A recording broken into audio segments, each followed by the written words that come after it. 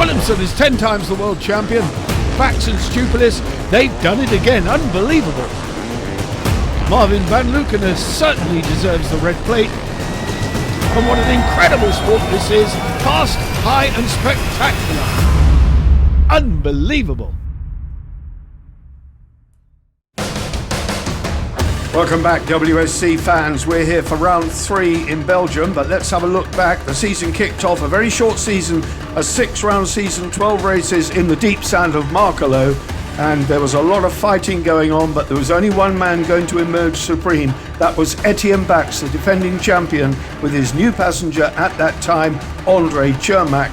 They actually did the double in Markelo, and one or two of the others were not on top form. Julian Veldman, for instance, had a problem with his leg injury, of course, and that was hampering him. Brett Wilkinson from Britain did a great job and came out very, very strongly in the points, but it was double top for Bax and Cermak in Markelo. We then moved on to the Czech Republic in Loket, where there will be an equally hard challenge for these guys, but by then, some of the other ones were getting fitter, and Gert van Verven, Ben van den Bogart were very strong here. Veldman and Glenn Janssens also showed their worth. But Van Verven, Ben van den Bogart, what a delight for them. Koen Hermans was strong. The whole shot king in Loket was Daniel Willemsen. Boy, did he get out of the gate. But Veldman had success. He needed success and he got it. That put his championship back on track.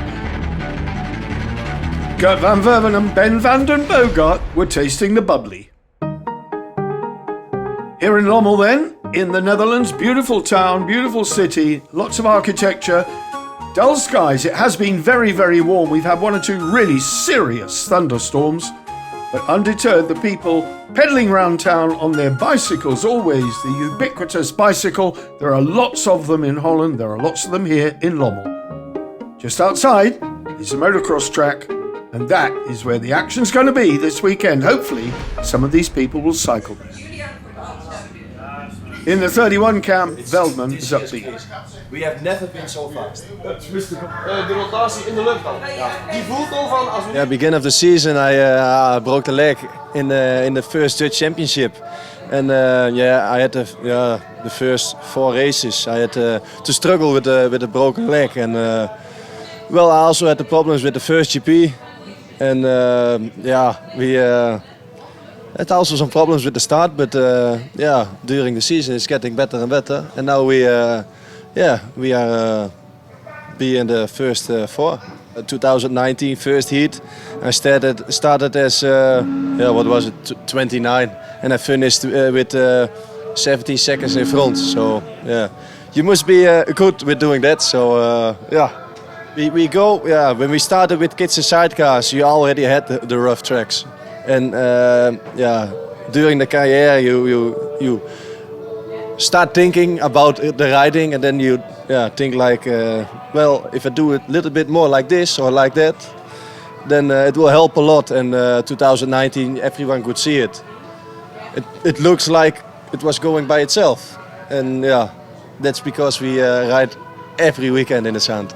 I thought it was about time that we introduced you, the WSC fans, to some new faces in this Grand Prix paddock. And these are bright young faces, 2 Frenchmen, Kylian and Yvon Prunier. They are brothers, and boy, they are fast brothers. In my opinion, they're the best thing to come out of France since Valentin Giraud, and that is a true compliment. Would you agree?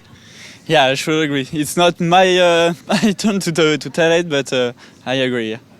You are leading the French Championship and you are riding fantastically in Loket. Yeah, thank you. We are leading the French Championship. It's the first time for us. And in Loket, we made a very great result. We didn't think about it, but it's typically our kind of track. It's a hard packed track, very technically and with a lot of hard jump. So it's typically our kind of track, so we were very, very strong on the GP. And we progressed a lot since 2 years, so the results are coming, so we are very happy with it. Yvon, I'm going to ask you a very simple question. Are you disappointed there are no Grand Prix in France this year?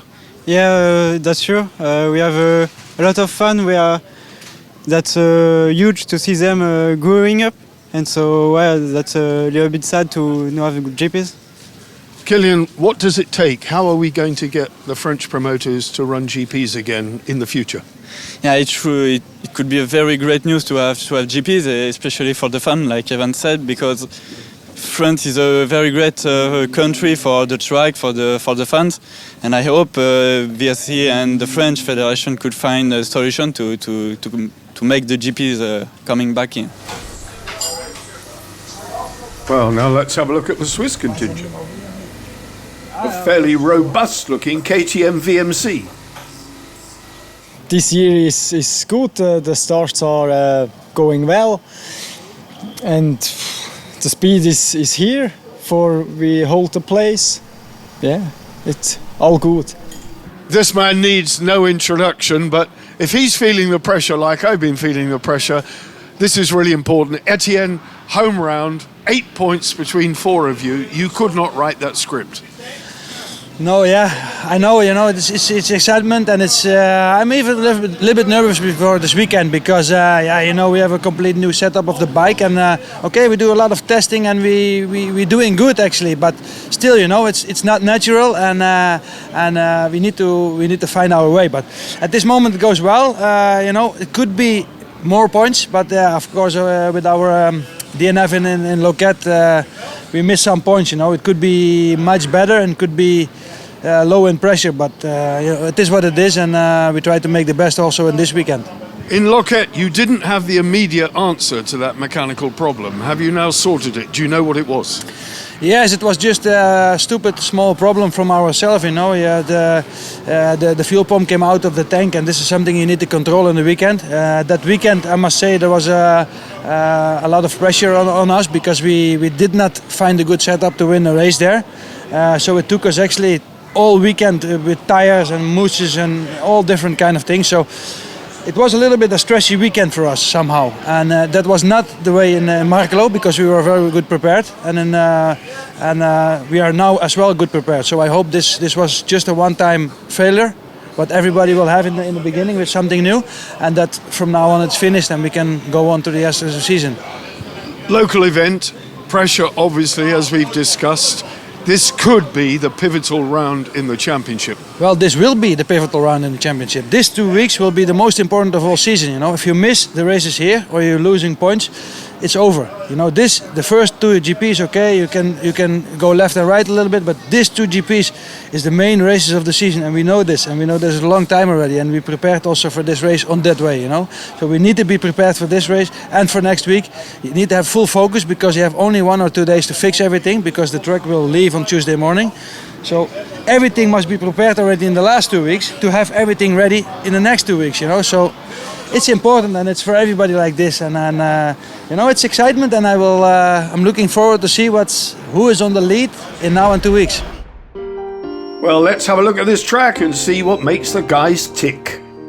The sand of Lommel is legendary, and Julian, when you were a little boy, you used to play with this stuff, right? Yeah, we make sandcastles with it when I was a little boy. And now you're not earning a living, but you're racing bikes in it. What's the special technique in riding a bike? Because if I was to run across there, it doesn't make any difference. I'd still run across it. You need to grow up with it.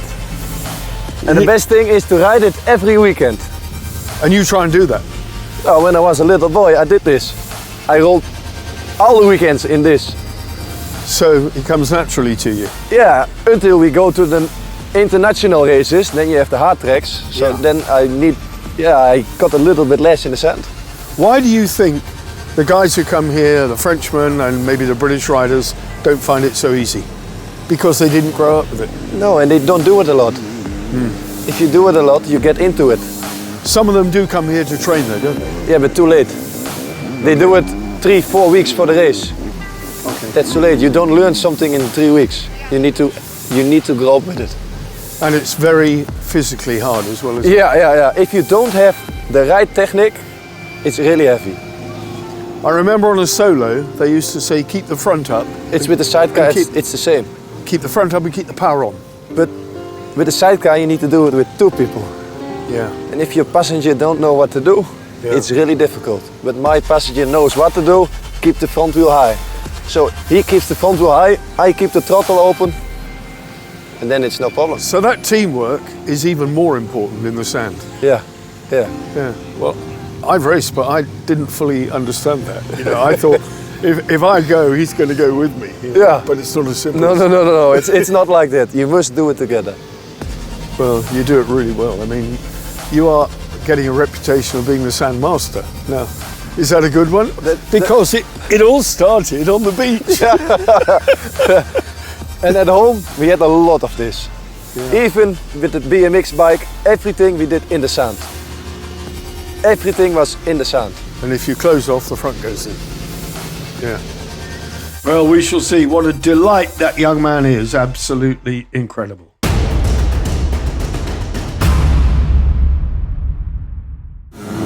Group split then, qualification. Most of the fast men, if I can put it that way, appear to be in Group A. Marvin van Leeuwen and Robbie Bax lining up alongside Koen Hermans and Nicolas Mousset, number 3. All to play for here, of course. These guys prefer the qualifying system. They like the race on Saturday, and this is Group A then getting underway, and it was a brilliant start by Marvin van Leeuwen, but round the outside went Etienne Bax and André Chermak to grab the lead. That whole shot really important. That first left-hander very tight. They've got to go for it round there. No quarter asked, none given. They've got to go for it.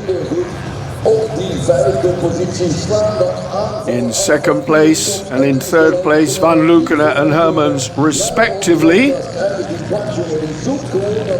But Bax and Chermak, you saw in the interview, he knew what he had to do here. That's a good ride on the inside by Brett Wilkinson. Brett Wilkinson, also Gert van Verven was in there. And Van Leeuwen has stopped. Van Leeuwen has stopped with a steering damper problem. It had stiffened up and he couldn't steer it, so they had to get that free somehow. Robbie Bax said he unscrewed the damper, so they had none at all. There was no resistance, and these things are virtually unrideable without a steering damper. Brett Wilkinson, Joe Millard going well. Once back underway, you can see the handlebars seesawing in his hand here. That front end all floppy, and maybe, just maybe, the ruts help in that respect. It's a bit of a self-steer situation. Once you're in the rut, it's going to follow with a bit of luck. But by the same token, it's all so easy to get out of control and get in a big tank slapper. But Van Leeuwen and Robbie Bax going strongly. A good ride by Brett Wilkinson and Joe Millard. Storming on here, leading the British Championship, by the way, coming here, just as the Prunier brothers are leading the French Championship. So we've got two crews here leading their current national championships, and Veldman, of course, doing brilliantly along with Etienne Bax in the Dutch National Championship. Etienne Bax then, having been passed now by Koen Hermans and Nicolas Mousset on a bit of a mission. They're playing catch-up just a little bit, and they've definitely had some bad luck. That opening race in Markelo, when Koen was forbidden to ride by the medical team, Gert van Verven and Ben van den Bogart going strongly, and then it all went wrong for them. Hand in the air, they were out with a mechanical failure and destined to fight in the last chance for their grid place. That is the last thing they wanted coming here to Lommel. Tim Prumer and Jano Stegmans in the orange and blue. And they were fighting hard with Yin Kops and Mr. Lowe. Mr. Lowe, a name we're not familiar with, but then Ian Kops has had a couple of passengers, and steam came from Brett Wilkinson's bike, and they were forced to nurse it home. And fortunately, they were able to bring it home without any severe damage. Turned out to be that a radiator hose had come loose and lost most of its coolant. Thankfully, not all of it. But they were to drop back down the order, but nonetheless, as Koen Hermans whizzed over, under control, looking supreme here with a flag barely visible at the back of that bump, they took victory from Etienne Bax and André Chermak, and that was qualifying Group A. A good ride by them, and Tim Lefrink came from the back of the grid to finish third. Another sensational ride for the youngster. He and Kostas Beletskas going well. Hermans Museeuw then from backs. Lefrink third, as I say. Tim Promajano Stegmans there. Wilkinson Millard nursed it home. And Kops and Heinze in there as well, both fast crews. The first GP we don't ride because we crashed there, and the doctor say it's not possible from the problem from the head of Koen. But yeah, we are back, and then also in Loket we win the GP, and then we are really happy, and we try to stay on this way. And today, we win the quali. Was also like you said, together with Koen. It's really tough here because it's big sand. It's not like Holland, and we make a good start, and then we pass Etienne and Marvin, and we make a little bit gap to Etienne, and we win the race.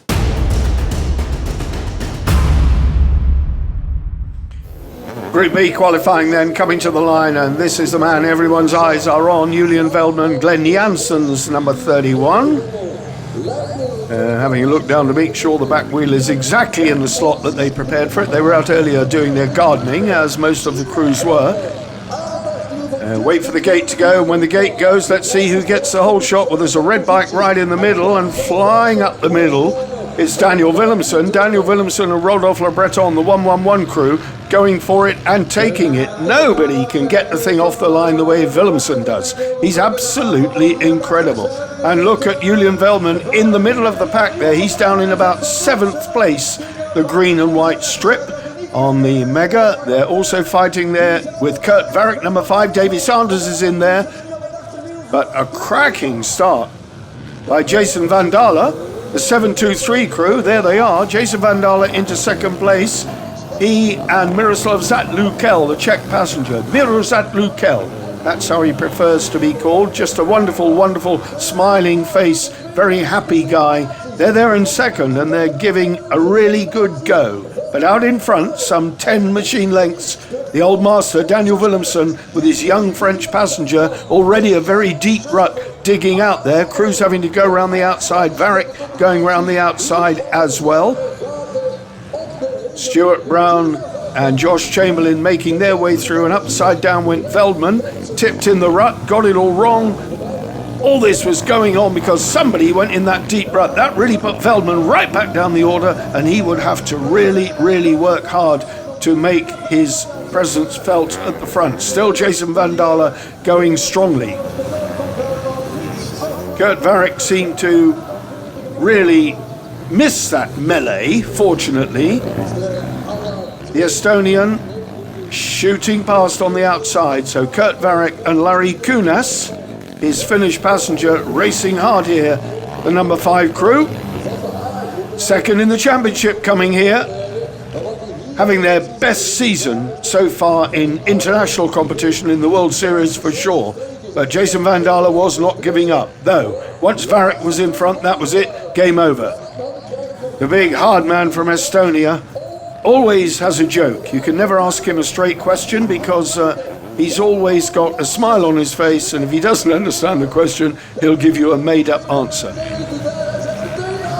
Davy Sanders, Luc Rostang, number 9. Still the 723 crew looking strong ahead of Davy Sanders and his French passenger. Sanders very much at home in these conditions, as you would expect. Rest of the guys fighting around, but Veldman now having to fight through. After that mishap, he's got work to do, but he's very fast. Once he comes from the back, he's proved time and time again that he can fight his way through. Crucial stuff, the qualifying, because this all counts for grid positions for the 2 Grand Prix races tomorrow. Nobody wants to miss out. Willemsen at the front then, still coming under pressure now from Kurt Varrick. And Veldman joining the party, having made up a massive amount of ground. He's just flying over that jump past Varrick as though the Estonian was standing still, trying to avoid that deep rut, because he once bitten, twice shy, I think. didn't want to risk going in the deep rut, so took the wide line round. So Julian Veldman then now on the back of Daniel Willemsen and Rodolphe Le Breton, the 111 crew having held such a good advantage for so long. But it looks to me like it's about to come to an end. Veldman then, once he got his nose in front, was just absolutely brilliant. How close did you want it? Justin Kuban there, number 7.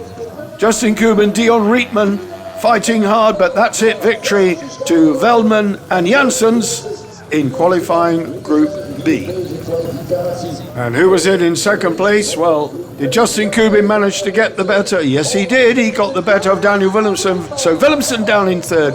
Kuban, Dion Rietman delighted with second place. Kurt Varrick then knows what he's got to do, and that's ride just a little bit harder tomorrow. There it is confirmed. Veldman from Kuban, Willemsen, Varrick from Stefan Weyer. Stuart Brown was 6th. Jason Van Daele, what a great fight he put up. He finished 7th ahead of Wilfried Vos.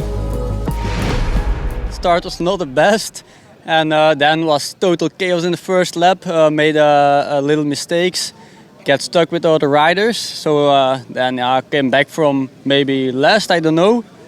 But riding was so good. I love the track, it's my home GP. And it went perfect on the end. Mega is very strong. And yeah, that's what you need here in Lommel, a strong engine.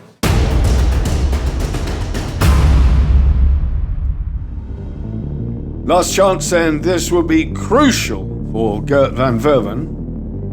One or two of the guys who should have been out there in the race had to fight in last chance. Always a very tense time. The Prunier boys were down in last chance. Amazing for them. They obviously don't like the sand. These were the men fighting to get on the grid, and Gert van Verven and Ben van der Bogart came out on top.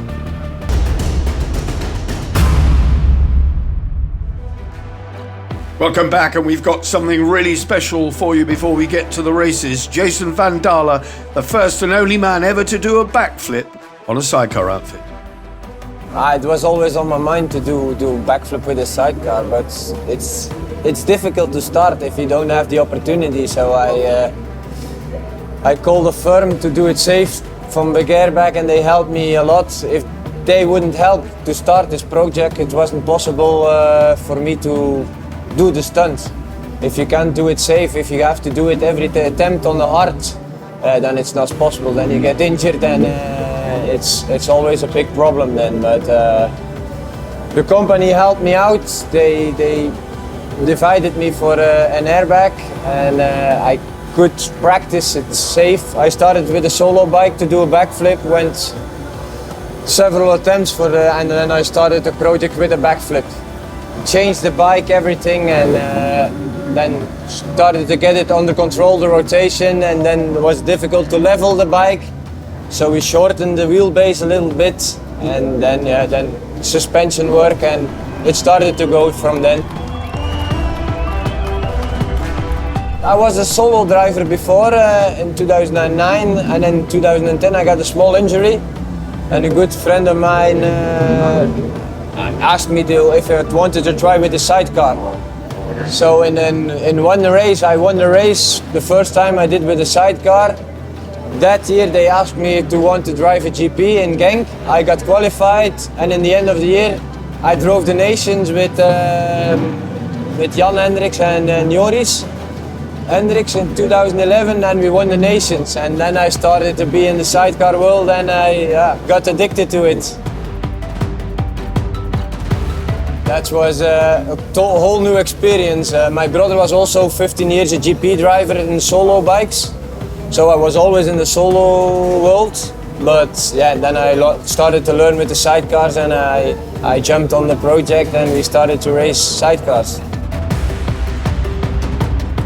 My former passenger, Tim Smunnings, had a big injury in Locket, 2015 or 16 I think. His tibia and fibia was broke, and they got a viral infection on it, so they have to cut a piece of his bone and extended everything. There was a major injury. So then I stopped racing, and now I race the local races in Belgium a little bit sometimes with him, but 2 days racing for Tim is too difficult for the moment.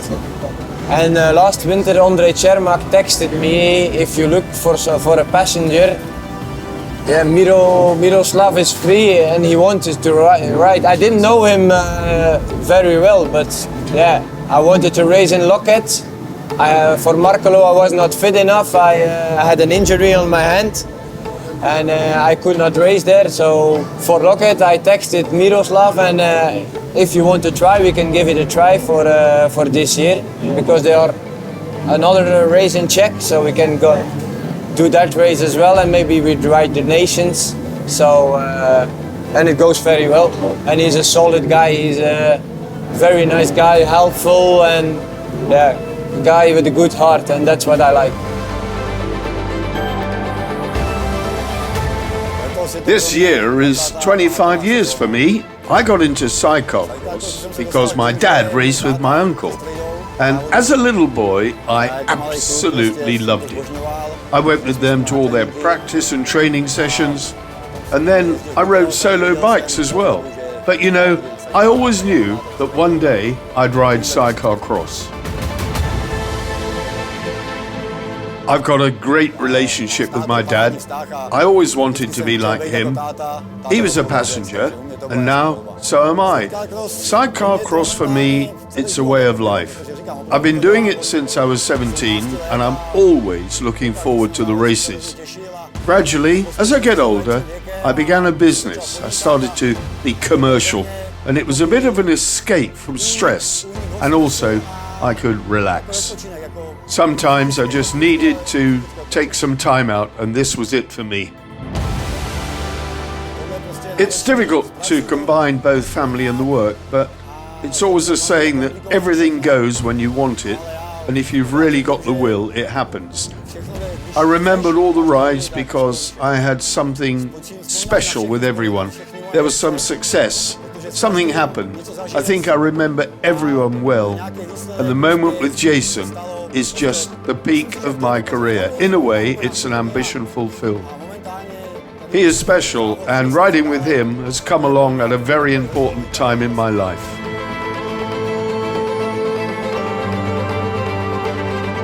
Next week I don't go to Estonia.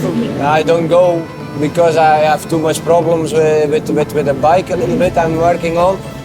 So, and it's an expensive trip. If you not ride the whole season, sadly, it's with the fuel expenses. It's yeah, you have to count. I think 2,000 euro to just do the trip with the truck. So, next year is more important for me than this year. This year is build up to get me the bike fully prepared for this winter, so I can train hard. And next year we can go full year normally. And that is a remarkable story. What a man, Jason van Daele.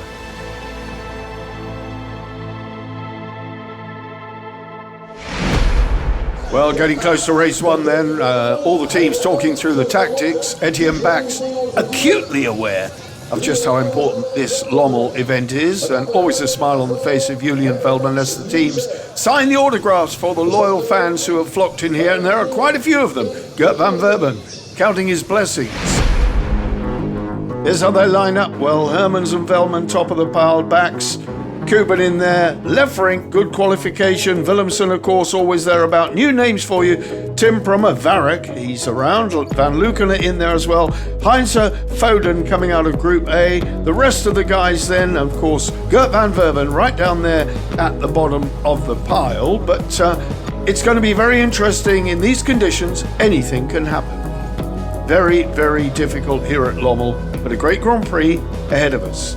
And here you have the full grid. As I say, Gert van Verben with a lot of work to do, but Dan Foden, good qualification for England, as indeed did Wilkins. Well then, the tension, this is what it's all about. This is what this whole weekend is about now. The two Grand Prix races, we've had torrential rain overnight. The course has been really soaked as well, not just by the rain, but by the hose pipes. The marshals very acutely aware of the dust that can come up from Lommel when it gets dry. Everyone doing their traditional excavations. Race one coming up.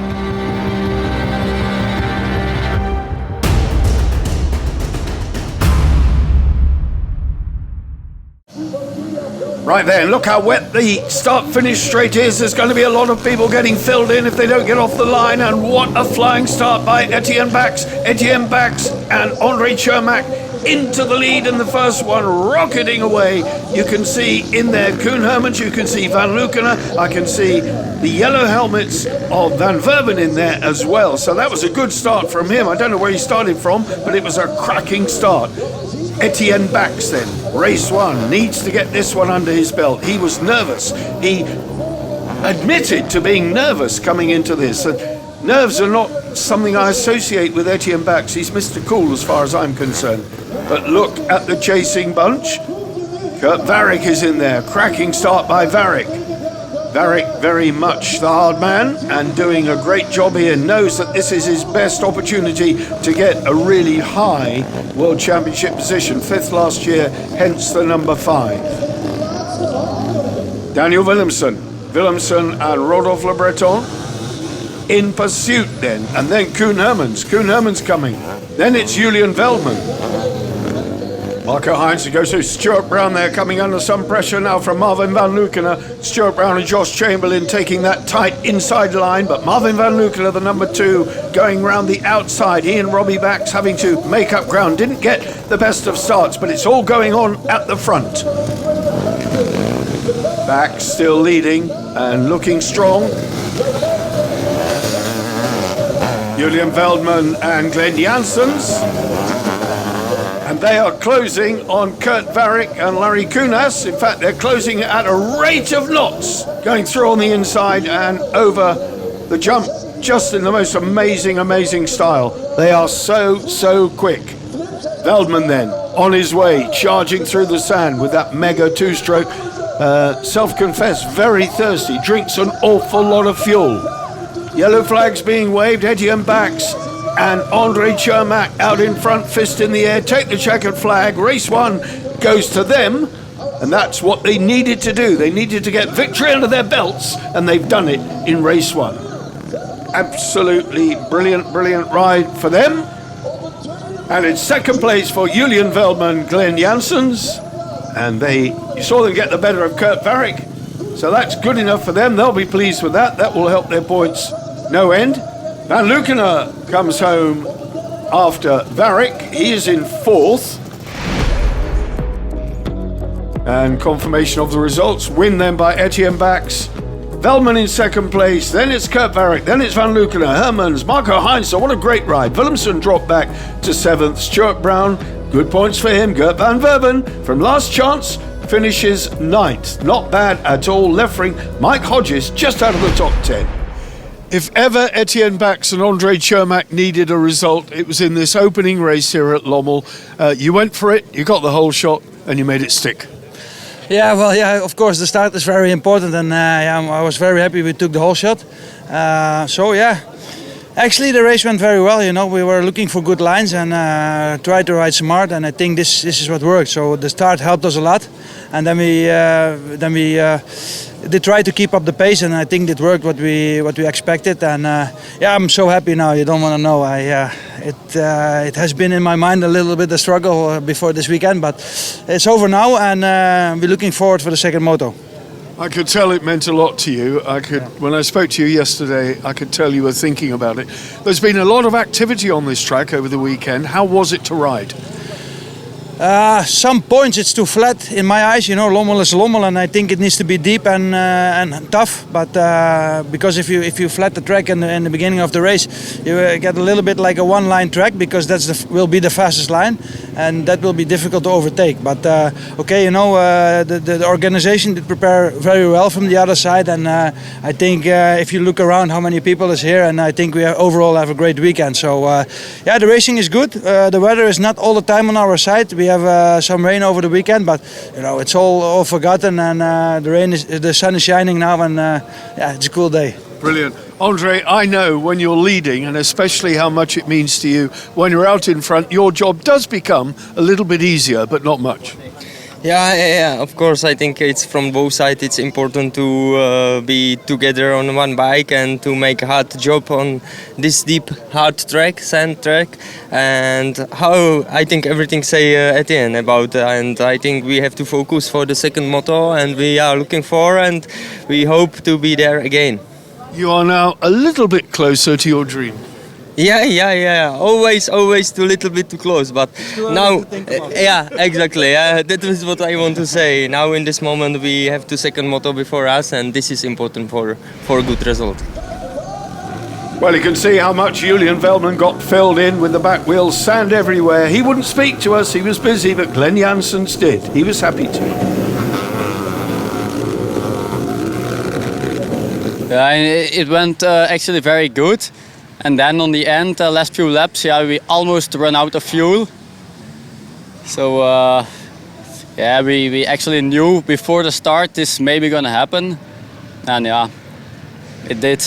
I don't know, maybe the mechanics can figure something out to have a little bit more. I think if we have a half liter more, it will be no problem anymore, because it was I think the two last laps. That the problem starts.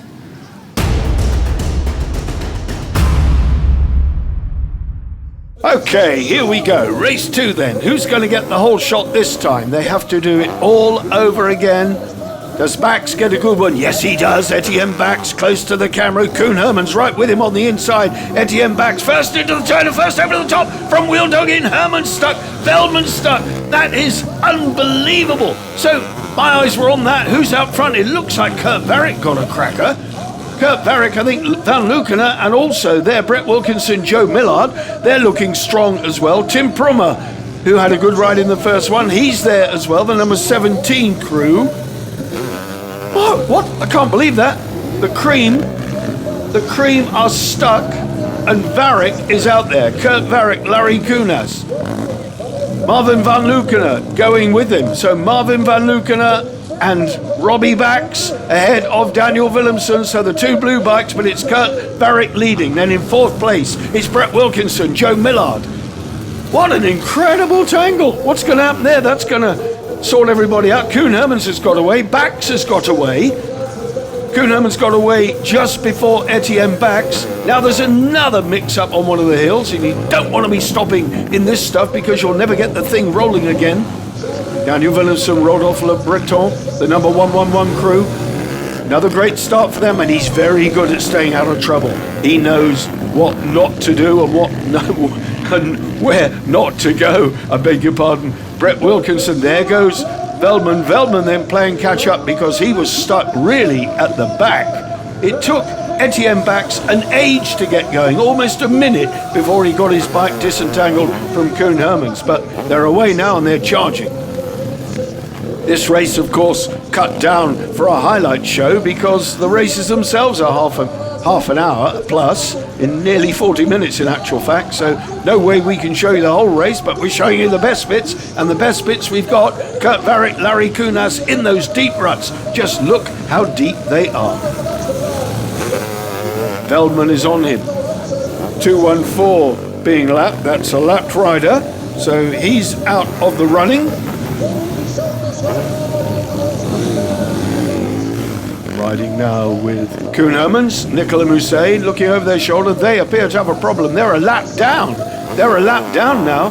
They've had massive problems and they're basically not going to finish in the running at all, which is a real shame for them because their challenge was looking strong. Race leaders, Marvin Van Lukenen, Robbie Bax, number 2.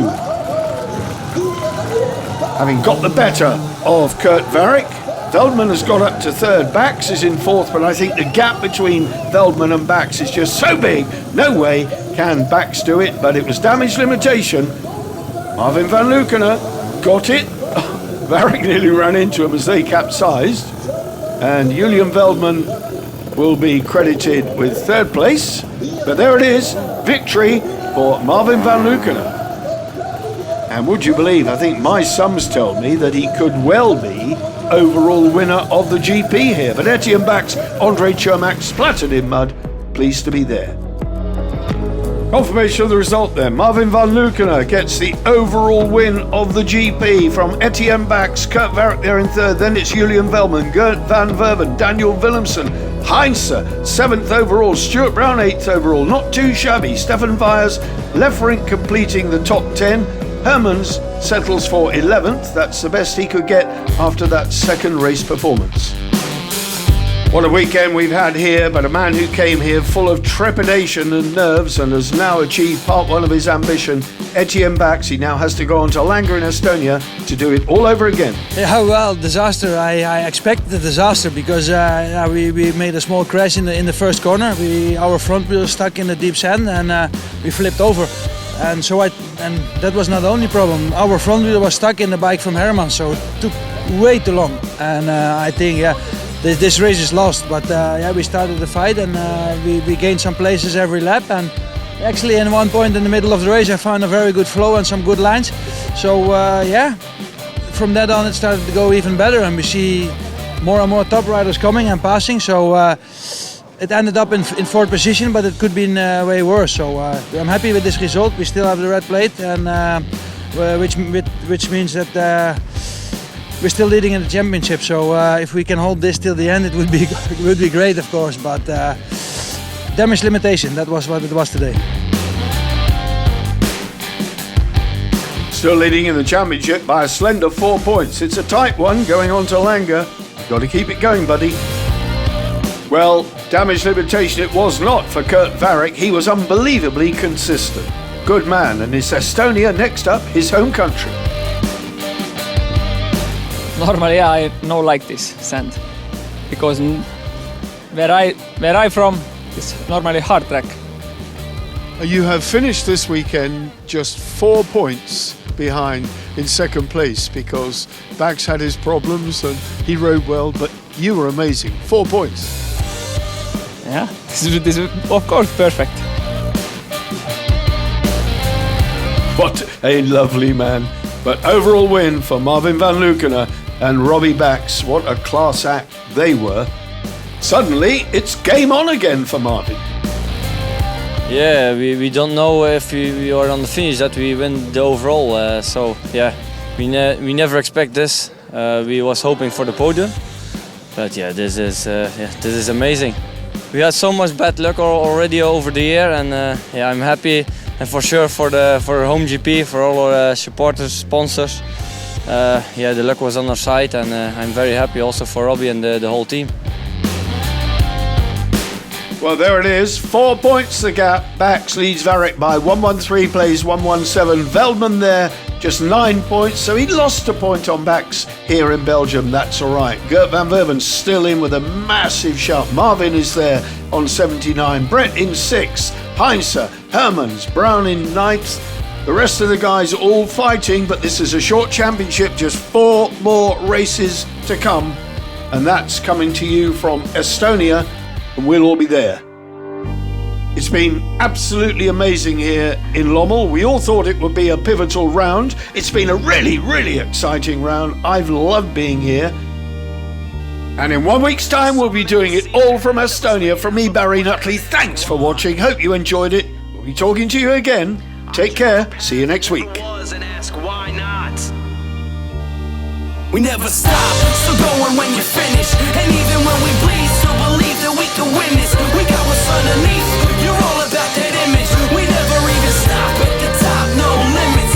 Champions, and we're the champions. And we're the champions.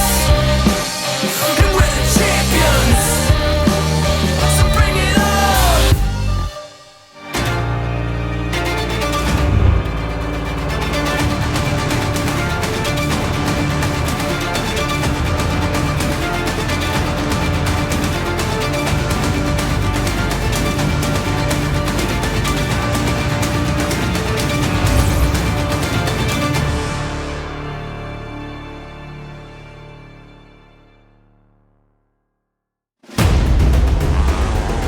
Willemsen is 10 times the world champion. Bax and Stupilis, they've done it again. Unbelievable. Marvin van Lukener certainly deserves the red plate. And what an incredible sport this is. Fast, high and spectacular. Unbelievable.